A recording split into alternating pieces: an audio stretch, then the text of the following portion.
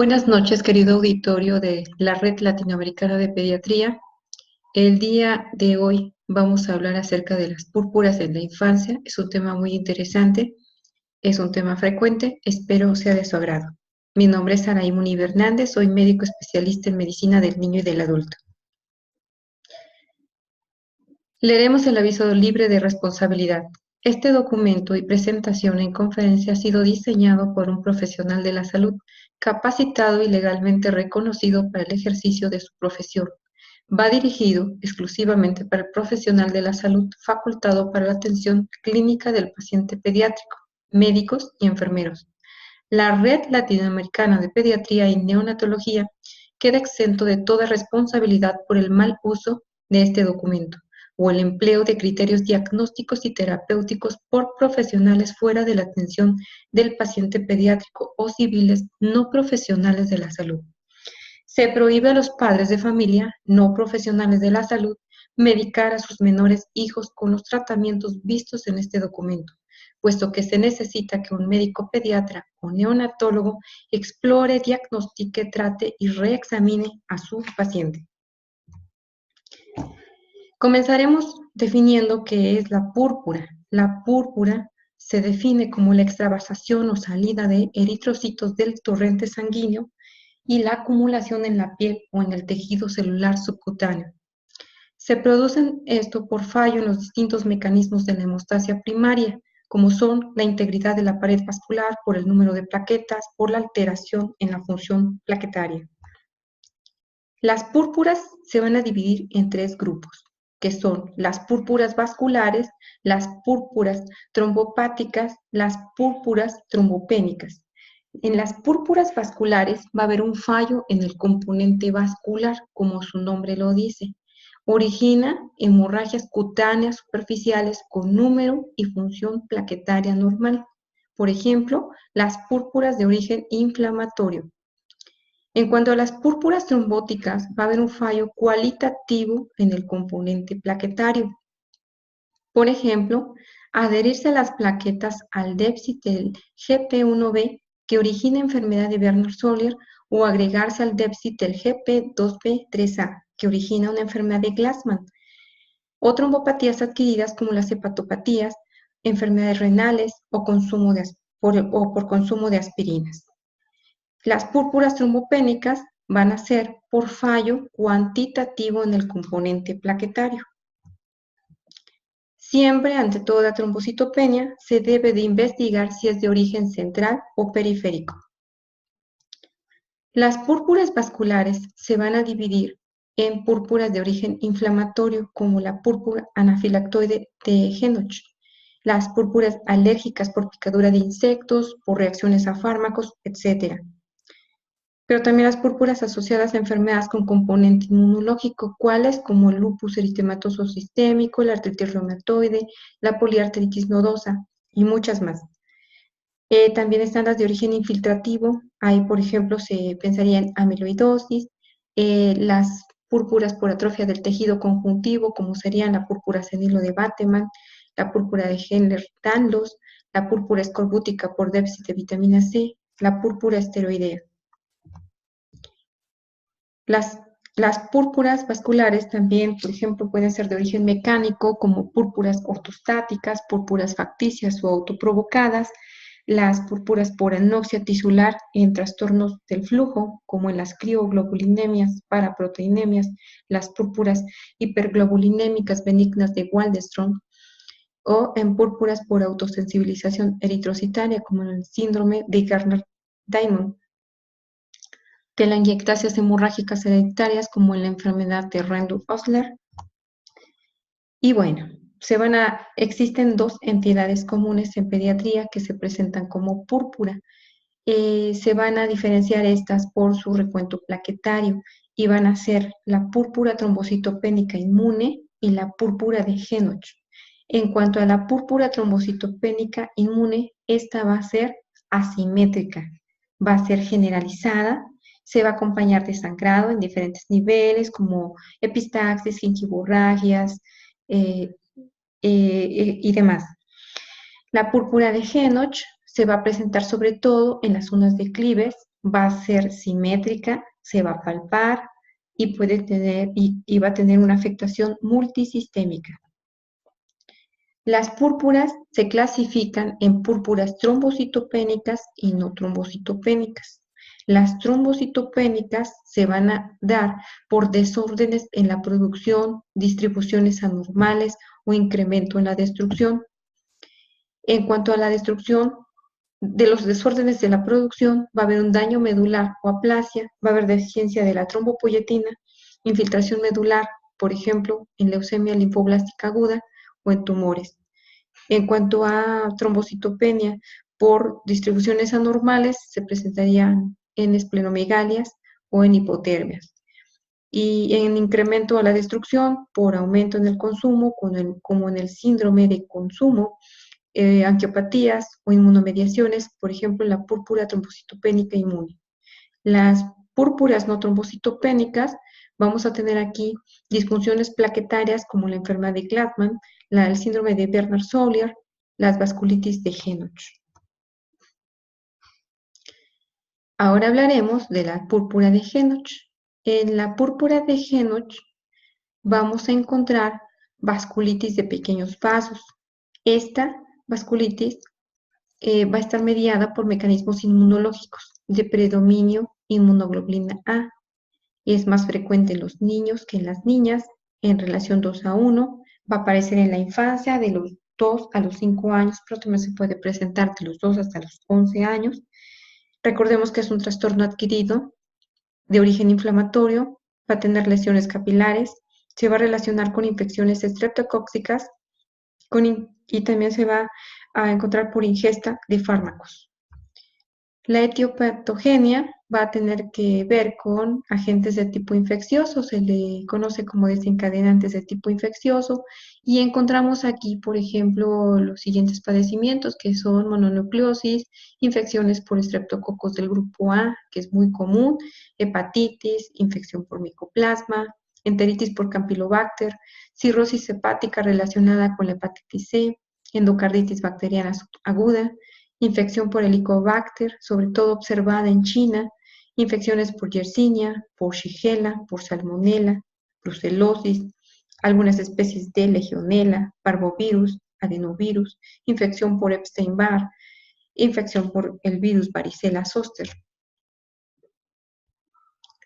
Otro tipo de desencadenantes, también vamos a ver que están las vacunas, la fiebre tifoidea y paratifoidea de tipo A y B, en las enfermedades como el sarampión, la fiebre amarilla, el cólera, la exposición ambiental, la exposición a fármacos como ampicilina, eritromicina, penicilina, quinidina, quinina, losartán, citarabina.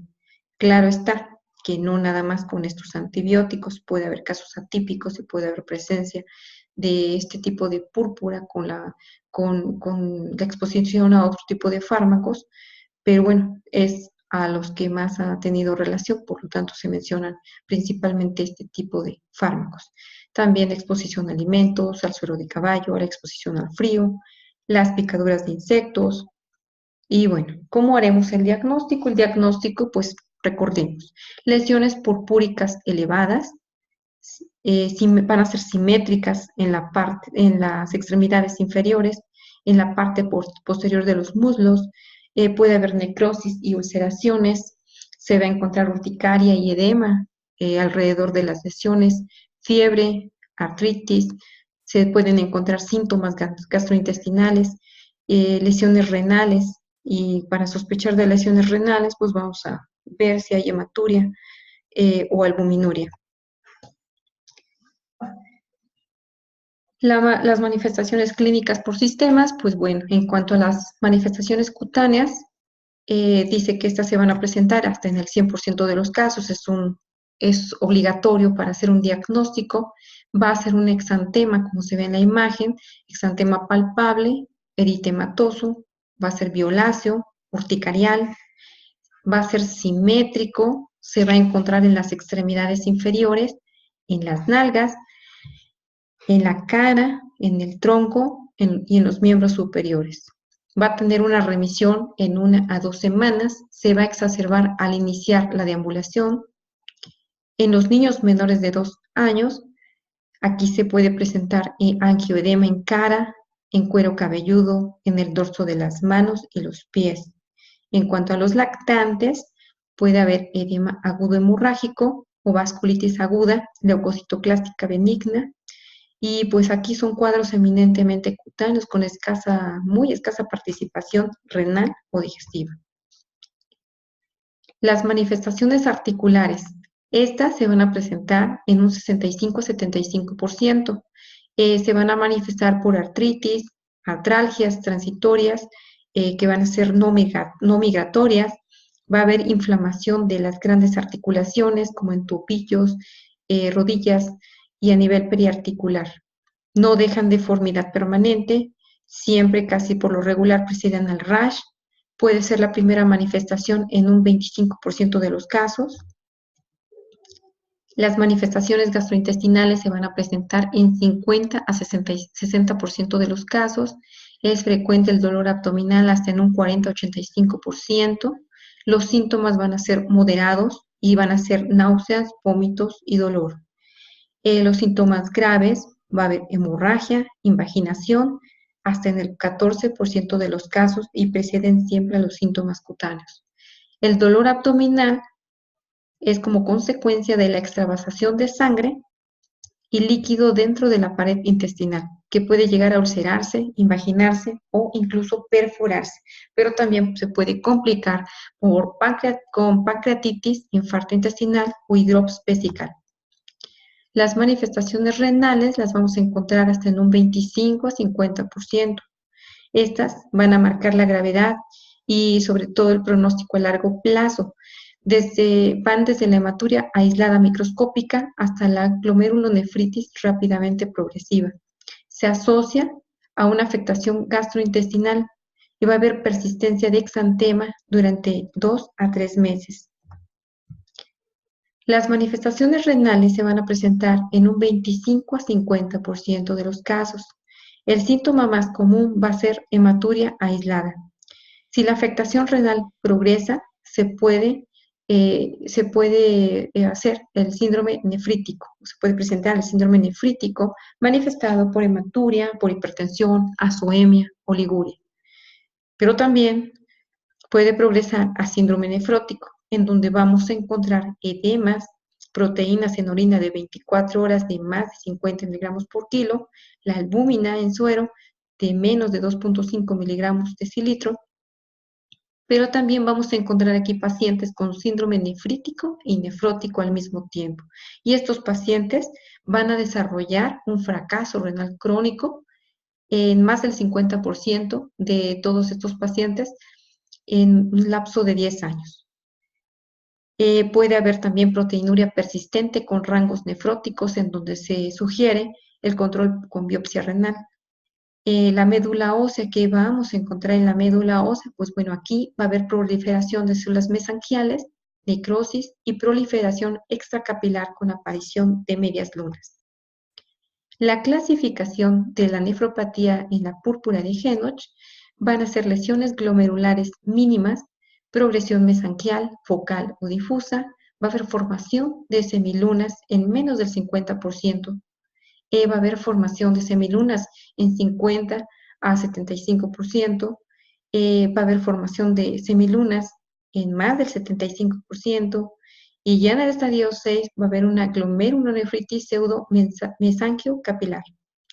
Y aquí en la inmunofluorescencia vamos a encontrar depósitos de inmunoglobulina A en el mesanquio del glomérulo. Otro tipo de manifestaciones que vamos a tener, aunque son menos frecuentes, pero que debemos de conocer bien si se presentan o no, va a ser, por ejemplo, manifestaciones neurológicas que se van a presentar en un 6 al 9%. Se van a manifestar este tipo de lesiones neurológicas por cefaleas, por cambios en el comportamiento, por hipertensión, hemorragias del sistema nervioso central, neuropatías periféricas. También en las manifestaciones hematológicas que vamos a encontrar, pues diátesis hemorrágica, trombocitosis, déficit del factor 8, déficit de la vitamina K, hipoprotrombinemia, que podrían producir una coagulopatía. Entonces, pues tenemos siempre que conocer la importancia de todo este tipo de manifestaciones. Las manifestaciones pulmonares se pueden manifestar por neumonías intersticiales o hemorragia pulmonar. En cuanto a las manifestaciones testiculares, hay que buscar dolor, inflamación o hematoma escrotal con riesgo de una torsión testicular. ¿Qué actitud debemos tener en urgencias? Pues debemos de tomar una biometría hemática que por lo regular va a ser normal o va a tener una anemia leve por una hemorragia aguda. Va a haber leucocitosis, neutrofilia, eosinofilia. Las plaquetas por lo regular son normales. En cuanto a la velocidad de sedimentación globular va a estar ligeramente elevada. La coagulación va a ser normal. Se debe de pedir química sanguínea con amilasa y lipasa si persiste el dolor abdominal pensando en una pancreatitis. En la tira reactiva de orina, pues vamos a hacer la búsqueda intencionada de hematuria y de proteinuria. ¿Qué tratamiento vamos a dejar? Bueno, aquí lo importante, dejar una hidratación adecuada. Se deben de interrumpir los estimulantes antigénicos, que pueden ser medicamentos o los desencadenantes que ya mencionamos previamente. Se debe de dar seguimiento cada semana durante el primer mes, cada 2 meses durante el segundo mes, mensualmente hasta desaparecer hallazgos urinarios anormales. Se debe de hospitalizar para un monitoreo de complicaciones abdominales o renales, sobre todo si están muy sintomáticos, si sospechamos de un abdomen agudo, de una falla renal aguda, de un dolor abdominal muy intenso, de una hemorragia gastrointestinal, todos ellos, pues mejor hay que dejarlos hospitalizados. Los criterios de ingreso. Los criterios de ingreso van a ser como alteración al estado general, que haya simulación de una emergencia abdominal, más vale pecar de exagerados a que lo mandemos a casa y que al rato se complique. En caso de que haya abdominalgias intensas, vómitos repetidos, melenas, hematemesis, convulsiones, si se sospecha de un infarto, perforación del intestino delgado, pedir interconsultas, también ver la afectación renal, sobre todo si hay hematuria. ¿Qué tratamiento? Pues también control de líquidos y electrolitos, vamos a restringir la sal, se deben dar antihipertensivos si hay hipertensión arterial, se puede usar corticosteroides, se deben de dar también azatioprina o ciclofosfamida, o se debe de hacer plasmaféresis para evitar el avance de la enfermedad renal. Ahora, en cuanto al tratamiento ambulatorio, pues se debe de si encontramos solamente púrpura, se debe de dar reposo, dieta blanda, hidratación y observación. Si encontramos púrpura con artralgias, artritis, abdominalgia leve o vómitos ocasionales, vamos a dar reposo, dieta blanda y observación. Se debe de dar paracetamol por razón necesaria. Se debe de valorar las dosis bajas de corticoides orales por razón necesaria y se deben de calcular a 0.5 miligramos por kilo y por día. En cuanto a la evolución y el pronóstico, se supone que hay una buena evolución en unas 2 a 8 semanas. La enfermedad puede evolucionar a una púrpura intermitente si sobre todo el inicio fue muy intenso. Ocasionalmente la duración se prolonga hasta meses o años. Puede haber recaídas. Pueden pasar periodos sin púrpura, es decir, periodos asintomáticos y después presentar púrpura. Se debe de realizar un seguimiento a largo plazo, sobre todo en pacientes con afectación renal. Y bueno, pues eso es en cuanto a la púrpura de Hedge. Ahora hablaremos de la púrpura trombocitopénica idiopática, que también se le conoce como púrpura trombocitopénica autoinmune o inmune primaria, en donde va a haber una destrucción de plaquetas por mecanismos autoinmunes. La púrpura trombocitopénica idiopática se va a definir como la trombocitopenia aislada con médula ósea normal en ausencia de otras causas de trombocitopenia. Tiene 2 síndromes clínicos. Uno, que tiene una condición aguda en niños y la condición crónica en adultos. Los signos, los síntomas y los factores precipitantes van a ser púrpura, epistaxis, gingivorragias, inmunización reciente con virus vivos, enfermedad viral reciente de 1 a 3 semanas, tendencia a los hematomas, Y en cuanto a la fisiopatología, pues bueno, aquí los anticuerpos antiplaquetarios del tipo inmunoglobulina G van a estar frente a las glicoproteínas de la membrana basal glomerular, de la membrana basal plaquetaria, con secuestro y destrucción de las plaquetas por el sistema mononuclear fagocítico o el vaso. Es decir, va a haber una destrucción mayor de plaquetas periféricas. ¿Qué debemos evaluar? Se debe de evaluar el tipo y la gravedad del sangrado. Se deben de excluir otras causas de sangrado. Se debe de buscar evidencia de una enfermedad hepática previa, causas de trombocitosis, causas de infección, enfermedades autoinmunes. Se debe de buscar nefritis, vasculitis cutáneas, artritis. El cuadro clínico va a estar manifestado por un comienzo brusco, va a presentar en niños de 2 a 4 años, pero hasta en un 40% van a ser menores de 10 años. Las estaciones predominantes va a ser la primavera y el invierno, las estaciones de presentación. La equimosis va a haber un exantema petequial generalizado, como se ve en la imagen, va a ser asimétrico, no va a haber adenopatías, no vamos a tener visceromegalias. Puede existir epistaxis, gingivorragias, hematuria, hematemesis y melenas. Va a haber una resolución espontánea en 2 meses, pero también se puede complicar con una hemorragia intracraneal en menos del 1%, y esto pues ocasiona mortalidad. Pero también puede haber una complicación mayor, que sería la púrpura trombocitopénica inmune más una anemia hemolítica autoinmune. Los estudios de laboratorio que vamos a pedir van a ser biometría hemática, trombocitopenia aislada, leucocitos, hemoglobinas, la hemoglobina, los leucos y la hemoglobina van a ser normales. Se debe pedir un frotis en sangre periférico con plaquetas gigantes. Si encontramos plaquetas gigantes, nos pueden sugerir una trombocitopenia congénita. Vamos a pedir TP y TTP, que van a ser normales. El tiempo de sangrado pues no es útil. La anemia, si se presenta anemia, puede ser secundaria a una epistaxis severa, puede haber un síndrome de Evans, podemos encontrar linfocitosis, eosinofilia. Debemos pedir anticuerpos antifosfolípidos para ir descartando otras etiologías. Se debe de pedir grupo sanguíneo, RH, COMS directo, inmunoglobulinas. Debemos pedir subpoblaciones linfocitarias, anticuerpos antinucleares, serología de toxoplasma, citomegalovirus, virus de Epstein-Barr, parvovirus, B19, virus de herpes zóster, virus varicela zóster, el virus de la hepatitis A, de la hepatitis B, de la hepatitis C. Se debe realizar medulograma, hematuria microscópica. Se debe de pedir también anticuerpos antiplaquetarios. Pero ¿cómo hacemos el diagnóstico? Si sospechamos de una púrpura trombocitopénica inmune, en un niño con púrpura, vamos a buscar, y tal vez la exploración física va a ser normal. Puede haber una trombocitopenia aislada, las demás series van a estar normales, el estudio de coagulación va a ser normal. Podemos confirmar con un medulograma, con celularidad normal, con número normal o aumento en los megacariocitos. ¿Cómo vamos a indicar el medulograma?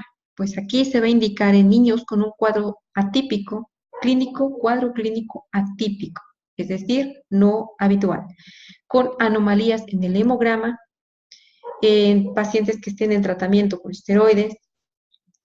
Pero también no debemos olvidar nunca solicitar los anticuerpos antiplaquetarios, y si estos son positivos, van a confirmar el diagnóstico. Pero también, si tenemos un cuadro clínico previo y a pesar de que los anticuerpos antiplaquetarios no salen positivos, puede que estemos ante un cuadro de una púrpura trombocitopénica inmune.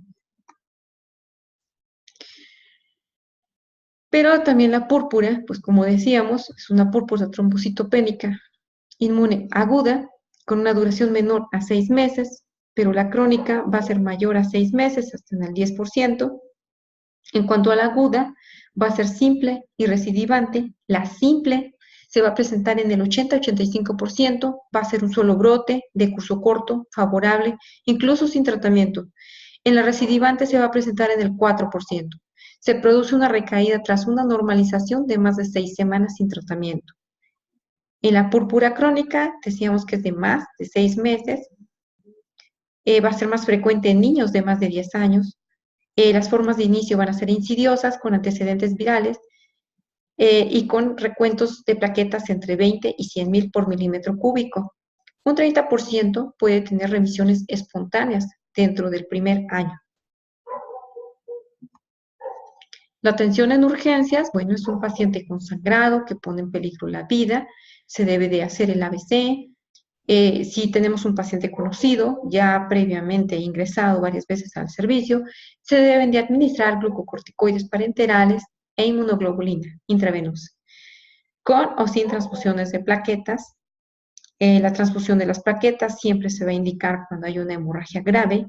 La supervivencia de las plaquetas se va a aumentar si se transfunde inmediatamente o se infunde después de la infusión de la inmunoglobulina intravenosa. Su dosificación, su dosificación de transfusión es de 6 a 8 unidades del concentrado de plaquetas o una unidad de concentrados plaquetarios por cada 10 kilos. El tratamiento específico, pues va a ser la observación. Niños con sangrado leve, con manifestaciones en piel, con hematomas y petequias, independientemente del recuento de plaquetas. Pacientes que requieren tratamiento de primera línea, va a ser inmunoglobulina intravenosa, a 0.8 a 1 gramo por kilo. Se debe de proporcionar un incremento rápido en el recuento plaquetario o se debe dar un ciclo corto de esteroides.